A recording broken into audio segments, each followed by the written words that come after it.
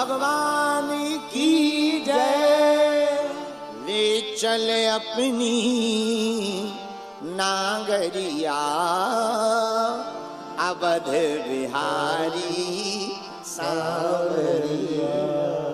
हे राम जी, हमें आप अपनी नगरी ले जाओ। क्यों? राम नाम मनुदीप धर, जी है देहरी द्वार। मेरे पागलो, दीपक जला हो, अंधेरा भयंकर हो, मकान के अंदर रख दोगे तो केवल अंदर उजाला होगा, बाहर नहीं। हाँ जी या ना जी? बोलो। अंदर उजाला होगा, बाहर नहीं। और केवल बाहर रख दिया जाए तो बाहर उजाला होगा, अंदर नहीं। लेकिन अगर देहरी, दरवाजे की देहरी पर दीपक को रख दिया जाए तो बाहर भी उजाला होगा और अंदर भी उजाला होगा। मतलब सीधा सा है। महात्मा कह रहे भैया, मुख में अगर राम नाम रखोगे तो भीतर भी उजाला होगा और जीवन के बाहर भी उजाला होगा। तो राम नाम मनोदीप धर, वही हनुमान जी ने किया। प्रभु मुद्रिका मेली मुख माही। राम नाम रूपी मुद्रिका को मुख में हनुमान जी ने रखा। सारे बानर, भालू, हनुमान जी, जामवंत जी, अंगद, दधिमुख, नल, नील सब चले जा रहे हैं। जानकी जी की खोज के लिए जा रहे हैं। हनुमान जी महाराज बानर भालू चले जा रहे थे। सभी बानर भालुओं को प्यास लगी। अब पानी कहां से मिले? हनुमान जी बोले चलो चिंता मत करो। देखो ये होता है अद्भुत आनंद। प्यास लगी सबको, पर चिंता हनुमान जी को। अच्छा, हम महाराज जी विचार कर रहे थे कि हनुमान जी को चिंता क्यों है। तब हमें समझ में आया हनुमान जी ज्ञानी नामा ग्रगण्यम है और प्यास बुझाने का काम तो हनुमान जी ही कर सकते। ज्ञान की जिज्ञासा की प्यास जिसको लगती है उसे बुझाने का काम जय हनुमान ज्ञान गुण सागर हनुमान जी ही कर सकते। हनुमान जी महाराज वहां एक गिरी के ऊपर चढ़े। चढ़ करके देखा, क्या देखा? प्यास बुझाने के लिए कोई पानी का जलाशय है। सामने से देखा कुछ पंछी उड़ रहे। यहां पंछी उड़ रहे, जरूर पानी होगा। गुफा की तरफ हनुमान जी बढ़े। बानर भालू माता जानकी जी की खोज में निकले हैं। जैसे ही बड़े हनुमान जी अंगद जी से बोले आप चलो आगे। अंगद जी बोले गुफा में हम आगे नहीं हो सकते। हनुमान जी बोले क्यों? बोले गुफा हमारे खानदान के लिए खराब है। अंगद जी बोले गुफा हमारे खानदान के लिए खराब है। हनुमान जी बोले क्यों खराब है? बोले हमारे पिताजी की और चाचा जी की लड़ाई ये गुफा के ही अंतर्गत हुई है, इसलिए हम पीछे थे। हनुमान जी आगे आगे गुफा की तरफ बढ़े। देखे जाए उपवन बर सर विकसित बहुकंज। मंदिरे की रुचिरत बैठी नारी तपकुंज। रास्ते में एक स्त्री को देखा। कौन हो तुम? हम तो तपस्विनी हैं, तुम बताओ तुम कौन हो? हनुमान जी ने कहा हम राम जी के बंदर हैं, राम जी के सब सेवक हैं, सीता जी की खोज में निकले। मिली सीता जी? अभी तक नहीं मिली। तो बड़ा प्यारा उपदेश यहां पर उस नारी ने दिया। हे हनुमान जी, आंखें फाड़ फाड़ करके अगर जानकी जी का खोज करोगे तो नहीं मिलेगी। बोले फिर? बोले अगर माता जानकी जी को पाना है आंख खोलकर नहीं, आंख बंद करके धरी ध्यान में माता जानकी जी की खबर मिलेगी। क्यों? भक्ति ध्यान से ही प्राप्त होती है। भक्ति को पाना है ध्यान से देखो। जो आज्ञा, कितना अच्छा संकेत है। हम लोग बाहर से देखना चाहते। साधक कहता है भैया भगवान दिखाई तो पड़े, पर कब? जब नैन गुरु के जैसे हो जाए, गुरु की दृष्टि से परमात्मा दिखाई पड़ते।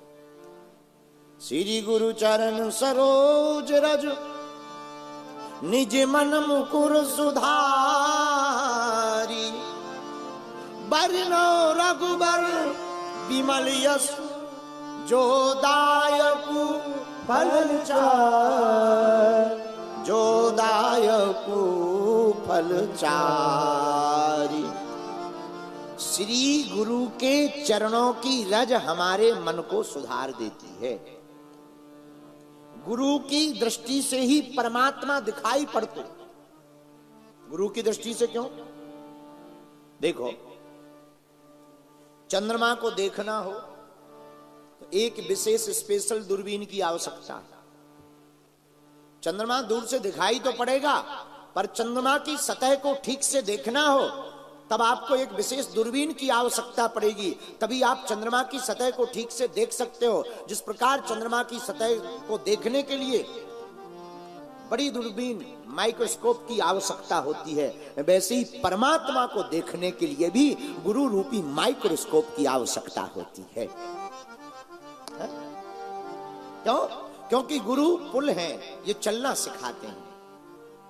महात्मा के बिना परमात्मा नहीं मिल सकते। हमें एक कथा याद है, परम पूज्य गोलोकवासी श्री विनीत जी महाराज, अयोध्या के बड़े अच्छे संत, उन्होंने अपनी पुस्तक 14 स्थान में एक कथा का वर्णन किया। बंगाल में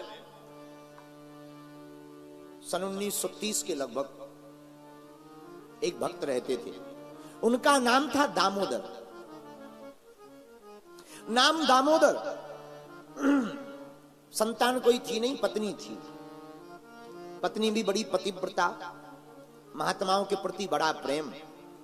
आहा, देखो मेरे प्रियजनों, जिस व्यक्ति का मां के प्रति और महात्मा के प्रति प्रेम होता है, उसी को प्राप्त परमात्मा होता है।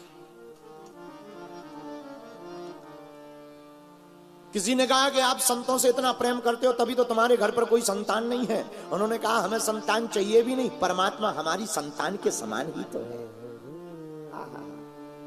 नित्य राम जी का ध्यान करते, हनुमान जी का ध्यान करते। किसी ने कहा तुम हनुमान जी का ध्यान क्यों करते? साधु संत के तुम रखवारे। हनुमान जी महाराज साधु संतों के रक्षक हैं, ध्यान करते। लेकिन बड़े गरीब, नाम दामोदर। इनका नियम था, घर पर जब तक कोई महात्मा भोजन ना कर ले तब तक ये भोजन नहीं करते। आंखों में आंसू, और कोई महात्मा किसी दिन ना आवे ना, ये भोजन नहीं करते। तुलसी का पत्ता लेते, खा लेते, जल पी करके सो जाते। भगवान भी बड़े दयालु हैं, कोई ना कोई महात्मा इनके घर पे आते ही रहते। धीरे धीरे कमाते धमाते कुछ नहीं, अब कोई कमाए ना तो खर्च तो होगा ही। संपत्ति बिक गई, मकान के नाम पर झोपड़ी, बर्तनों के नाम पर टूटी फूटी एक थाली, एक लोटा, लकुटिया। दोनों पति पत्नी बड़े बैरागी, मांग लेवे, कभी कर्जा ले लेवे, पर कर्जा भी लोग कब तक देवे? जब तक चुकाए ना। 2-4 बार लोगों ने देखा, ये देते तो है नहीं, चुकाते तो है नहीं, भंडारा करवाते रहते, कौन देवे? कर्जे वालों ने भी बंद कर दिया, फिर भी इन्होंने सेवा बंद नहीं की। एक दिन पत्नी बोली, महाराज आज घर पर अन्न का दाना नहीं है, भगवान करे कोई महात्मा न आ जाए। क्यों? अगर आ जाएंगे आफत हो जाएगी, घर पर अन्न का दाना नहीं। लेकिन कई बार ऐसा होता है, जब आटा कम होता है तब गीला हो जाता है। हाँ, ये बैठे ही थे कि महात्मा न आ जाए। बूढ़ा सा शरीर, बड़ी बड़ी जटाएं, हाथ में लाठे हुए, सीताराम सीताराम सीताराम सीताराम। दरवाजे पर आकर के आवाज लगाई, अरे भक्तराज सीताराम। सोई दामोदर दास जी बाहर निकल कर गए, दौड़कर देखा कोई महात्मा है। आओ महाराज, आओ महाराज, हम प्रणाम करते, कल्याण हो तुम्हारा।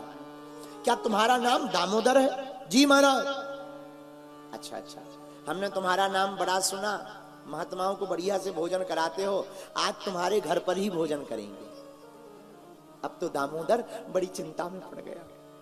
पत्नी के पास भागा भागा आए, देवी लो महात्मा जी आ गए, कहीं से व्यवस्था बनाओ। पत्नी बोली, महाराज अब तो कोई उधार भी नहीं देगा, क्या खवाएं? बूढ़े महात्मा हैं, थोड़े से चावल भी मिल जाए काम चल जाएगा।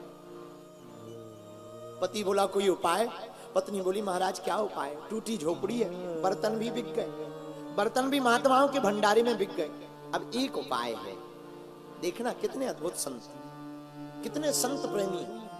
महाराज पड़ोस में नाई रहता है, नाई, उससे कैंची ले आओ उधार। क्या करेंगे? महाराज मेरे बाल बड़े बड़े हैं, तो मेरे बालों को काटकर इसकी बेणु बनाकर बाजार में बेचा। कोई 2 आना में, सस्ता जमाना, 2 आना में 3 आना में ले ही लेगा, और 2-3 आना में अगर बिक जाए ना, उसी से चावल ले आना, उसी का प्रसाद बना दे।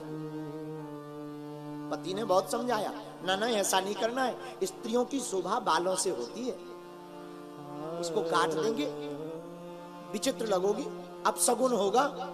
हाथ जोड़कर पत्नी बोली, महाराज क्या सगुन क्या अपसगुन, महात्मा अगर भूखा चला जाएगा तो ये भी तो बड़ा अपसगुन ही है ना, पाप लगेगा। पत्नी के भाव को देख करके दामोदर जी पिघल गए।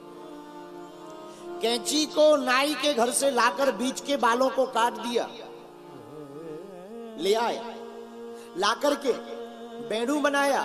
3 आने में वह बालों की बेणु बिकी।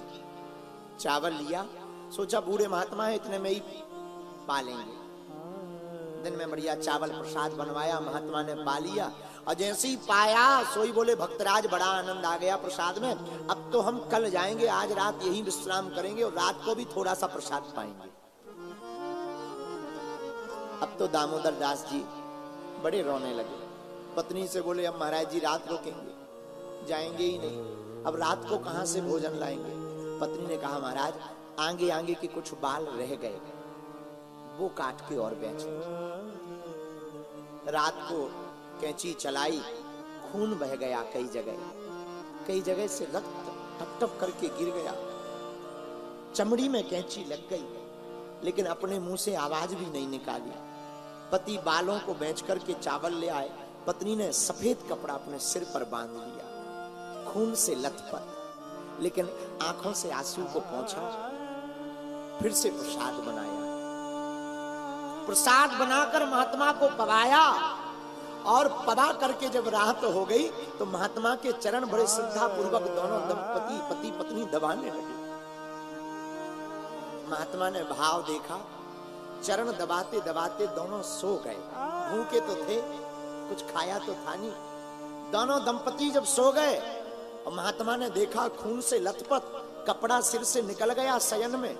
जैसे ही निकला, बूढ़े महात्मा हाथ रख करके बोले, बेटी जा, तेरा जीवन आज से जय जय हो जावे। जिस प्रकार तूने अपने केस निकाल कर इस महात्मा के पेट को भरा है, जा परमात्मा तेरे पेट को भरेगा।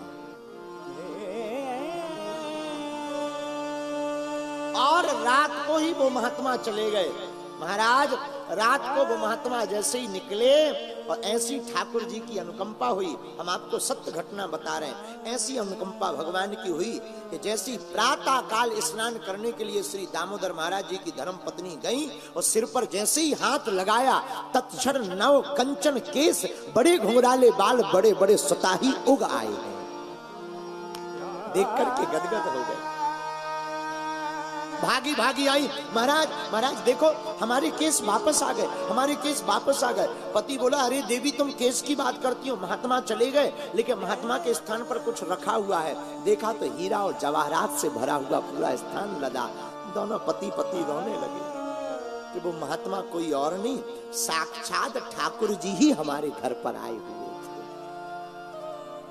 मेरे प्रियजन, हमारी आत्मा, इस सत्य घटना के द्वारा हम आपको यह बताना चाहते हैं कि जो महात्मा के बताए हुए रास्ते पर चलते हैं, उन्हीं को परमात्मा प्राप्त हो जाते हैं।